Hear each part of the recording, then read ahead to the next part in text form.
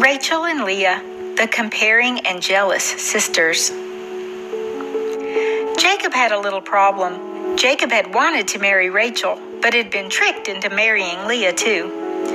But even though he'd been tricked, he was not going to break his marriage covenant with Leah. Marriage is a covenant promise you make before God, and he knew we should not break our promises.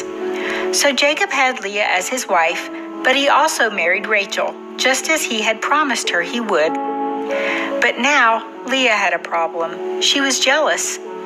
Jacob was taking care of both Leah and Rachel as his two wives, but he'd worked very hard to marry Rachel, and he did like her more than Leah.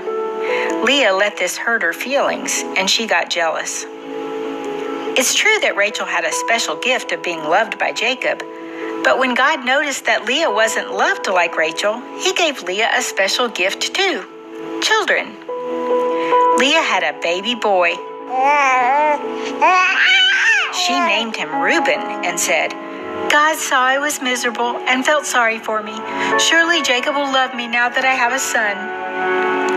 Uh-oh, these are not the right seeds to plant. Leah should choose to be grateful for the gift God had just given her and not be consumed with trying to make Jacob like her more.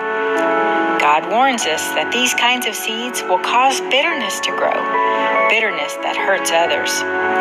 Watch and see where this path leads.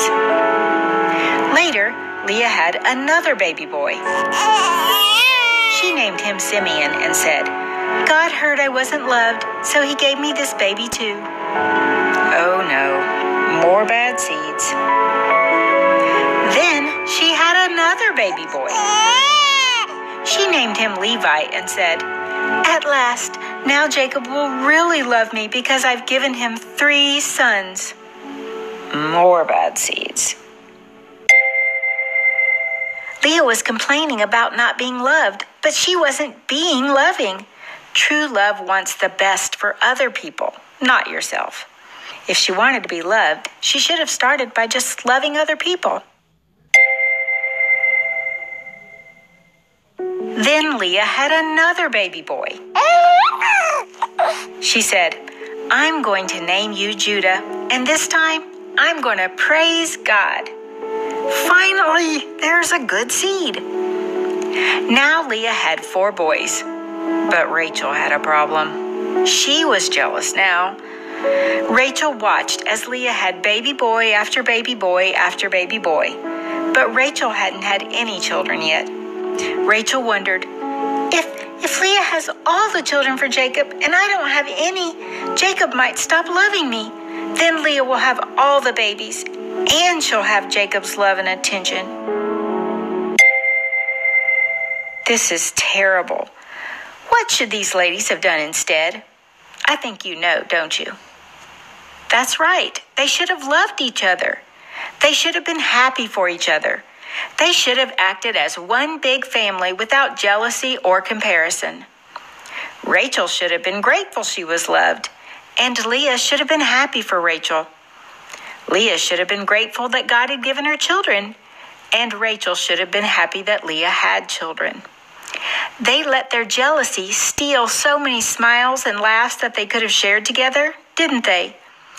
Do you think Rachel could smile and laugh and enjoy Leah's children with all that knotted up jealous sin in her heart? No. What about Leah? Do you think she could smile and enjoy Rachel and Jacob's company with all that comparison and jealousy? No. And poor Jacob was right in the middle of it all. Neither one of those ladies was doing a good job of loving him, or they would have stopped their jealous nonsense, which was probably making him the most miserable of all.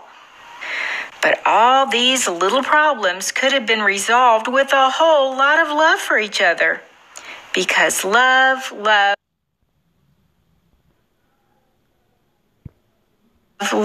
will fix just about all such little problems. Try it. Rachel told Jacob, "Give me children or I'll die." This made Jacob mad. Rachel was way out of line. She was completely consumed with having a baby.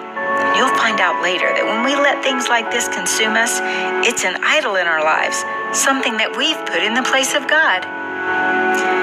Jacob scolded Rachel. I am not God. He's the one who decides if you have children or not.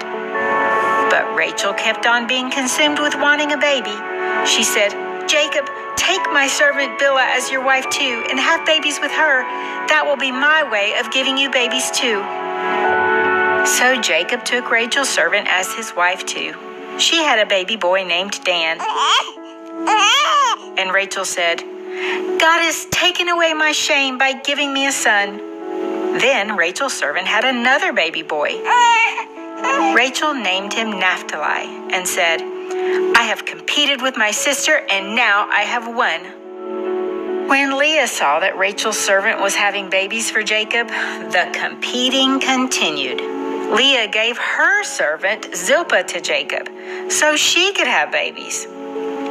Zilpah had 2 more sons for Jacob, Gad and Asher. Children, this is so yucky and way out of control. Rachel and Leah weren't just being jealous of what the other had, but now they were comparing and competing too. Why couldn't the sisters just enjoy what they had and be happy for each other? Why did they have to keep track of who had more? Feeling loved or having children are gifts from God, something to thank Him for, not something to compare and fight over. That is so yucky. And remember, when you're jealous, it always feels like someone else has the better thing than you. But even if you were to trade places with the person you were jealous of, you would still be jealous, because jealousy is a sin of the heart that can't be fixed by getting what you think you want. Jealousy is only fixed by turning to God and being grateful and loving. This continued until Leah had 2 more sons, Issachar and Zebulun, and also a daughter named Dinah. Now Jacob had 10 sons and 1 daughter, but Rachel still hadn't had her own baby. At this time, God considered Rachel and decided to answer her prayer. So Rachel had a baby boy named Joseph, and later God gave her another son named Benjamin. You'll hear more about Jacob's 12 sons and especially Rachel's sons, Joseph and Benjamin. But in the meantime, learn a lesson from these sisters. They thought that what one sister had, the other should have too, but that's just not true. When you feed jealousy and comparing and keep track of who has more things or better things, it only makes you and those around you miserable. Without a heart of gratitude, whatever good things you do get will never be enough for you. Let what God gives you be enough for you. And thank Him for it.